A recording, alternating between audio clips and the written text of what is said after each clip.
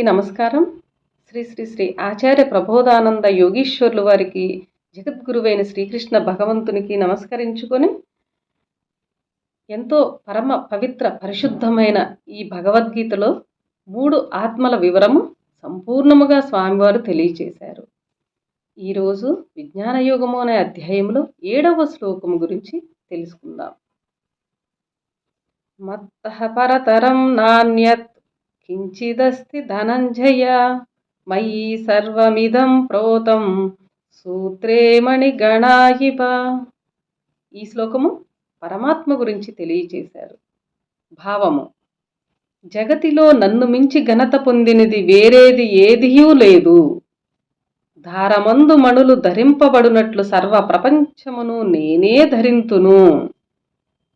వివరము: పరమాత్మ ప్రకృతినే సృష్టించి దాని ద్వారా జీవరాశులను తయారు చేసి పెద్ద ప్రపంచమునికే అధిపతి కానున్నది. పరమాత్మ కంటే అన్యమైన వస్తువేదియూ లేదు. కావున దానికంటే మించినది మరొకటి ఎక్కడి నుండి వచ్చును? పరమాత్మ కంటే మించినది కాలములో లేనే లేదు. భూతముల్లో కాలముల్లో లేనే లేదు. భవిష్యత్ కాలములో ఉండబోదు. సర్వజీవరాశుల హృది మధ్యలో చైతన్యమై ఆత్మగా ఉంటూ సర్వజీవాత్మల యొక్క ఆత్మలను తనతో సంబంధముండునట్లు చేసి సర్వజీవరాశులకు సూత్రధారై పరమాత్మ ఉంటున్నాడు.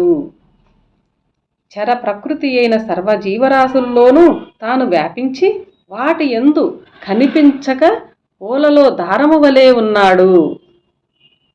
పూలన్నిటికీ దారం ఆధారమైనట్లు పరమాత్మ సర్వజీవులకు ఆధారముగా శరీరములో ఆత్మరూపమై కనిపించకుండా ఉన్నాడు.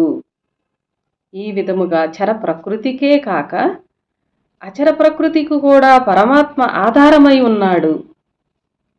ఆకాశము, గాలి, అగ్ని, నీరు, భూమికి గురుత్వాకర్షణ శక్తిగా ఉంటూ గగనములో అణువణువున వ్యాపించి సూర్యచంద్రాది గ్రహాలకు, నక్షత్రములకు, పాలపుంతలకు, నల్ల రంధ్రము అంటే బ్లాక్ హోలునకు అధిపతి అయి శరీరములో ఆత్మవలే జీవరాశులను కదిలించున్నట్లు గగనములో అయస్కాంత శక్తి అయి సర్వగోళములను కదిలించుచున్నాడు పరమాత్మ.